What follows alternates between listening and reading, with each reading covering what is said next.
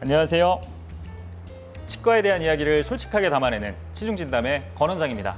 여러분들은 혹시 가끔가다 음식을 먹을 때 순간적으로 아프거나 차가운 걸 먹을 때 확 시리거나 그런 증상을 느껴본 적 있지 않으실까요? 대부분은 이럴 때 내가 충치가 있나? 이런 걱정을 하게 되지만 가끔은 그것이 충치가 아니라 치아에 금이 갈 수도 있다는 사실 오늘 한번 말씀드려 보려고 합니다. 크랙투스는 치아에 금이 간 상황을 의미하는데요. 크랙투스는 우리 치아가 두 겹으로 이루어져 있는데 범랑질과 상아질, 바깥쪽의 층과 아래쪽의 층까지 치아가 금이 간 상태를 의미합니다. 이러한 크랙투스는 다양한 원인에 의해서 생길 수가 있는데요. 우선은 딱딱한 얼음을 씹어 먹는 걸 좋아하신다던가 질긴 음식을 먹는 걸 좋아하는 것부터 주무실 때 이갈이가 있는 경우 등등 다양한 경우에 있어서 치아에 금이 갈 수 있게 됩니다. 이런 경우에는 초기에는 발견이 참 어렵다는 점에서 치과 선생님들이 어려워하시는데요. 나중에 그것 때문에 증상이 발생되는 경우, 예를 들어 무언가를 드실 때 시리거나 아프거나 그럴 때는 이미 크랙이 상당 부분 진행돼서 치아를 살리기 어려운 경우까지 있습니다. 그렇기 때문에 치과 의사 입장에서는 막상 치아를 확인했을 때 금이 너무 많이 진행돼 있으면 더 이상 손 쓸 수 없는 경우가 종종 있기 때문에 다소 좀 난이도가 높고 당황스러워하는 그런 질환이라고 보시면 되겠습니다.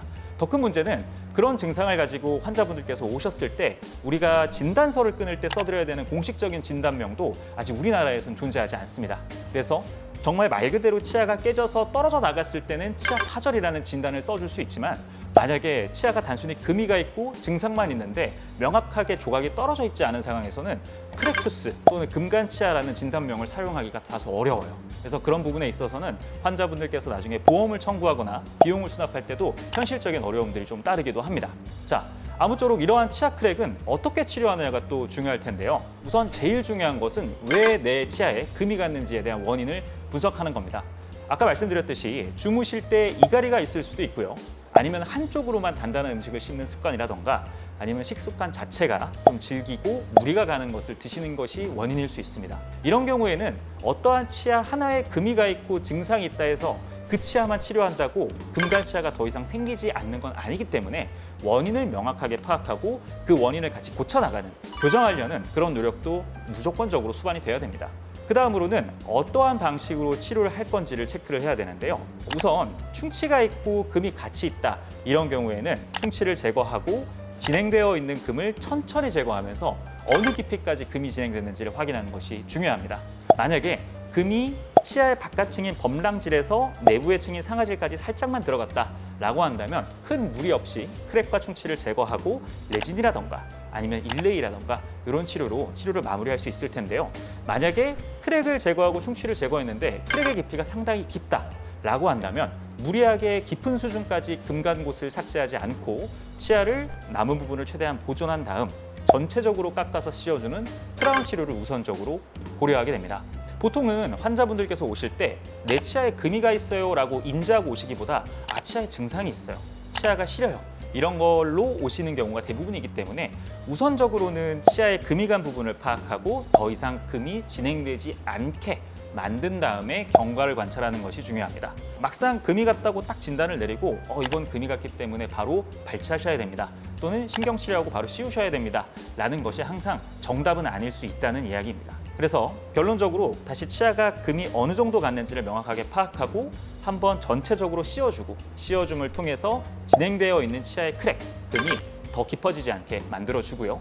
그럼에도 불구하고 증상이 나아지지 않고 개선되지 않는다 라고 하면 그때는 부득이하게 신경치료로 넘어가게 됩니다. 근데 신경치료를 할 때 이제 비로소 치과 의사들은 치아의 뿌리 안쪽을 볼 수 있게 됩니다. 그렇게 봤을 때 치아 겉부분에서 시작된 금이 치아의 뿌리를 따라 진행되고 있다라고 한다면 그때는 속상한 이야기지만 더 이상 신경치료를 하는 것이 무의미한 상황일 수 있습니다. 왜냐하면 치아의 뿌리를 따라 금이 갔다는 얘기는 눈에 보이지 않는 그런 미세한 실금을 따라서 세균이 존재할 수 있기 때문에 그런 데는 사실 신경치료로서 염증을 다시 제거하기가 상당히 힘듭니다. 그렇기 때문에 신경치료 과정에서 치아의 금이 얼마나 깊이 진행됐는지를 파악하는 것도 치아를 살릴 수 있는지 아니면 아쉽지만 발치로 가야 되는지에 이렇게 갈림길에 놓인다라고 보시면 될 것 같습니다.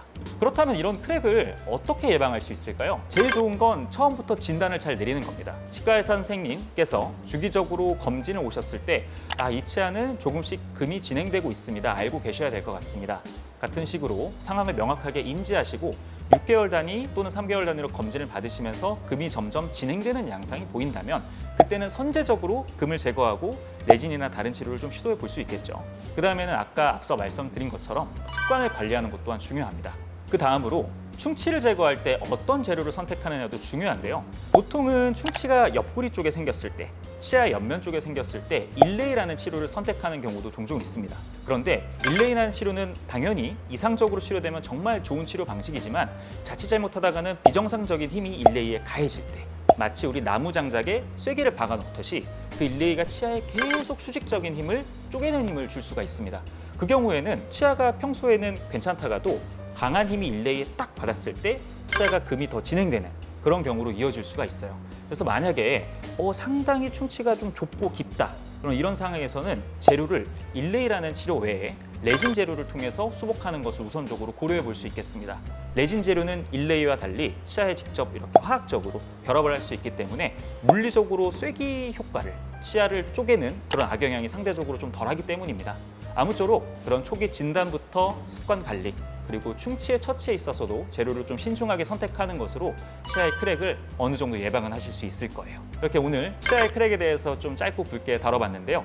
여러분, 금이 간 치아들 당연히 치료하기 좀 어려울 수 있지만 치아가 더 이상 금이 진행되기 전에 미리미리 진단하시고 검진을 받으시고 그거에 맞는 치료 방법을 선택하시는 것이 중요하다고 생각됩니다.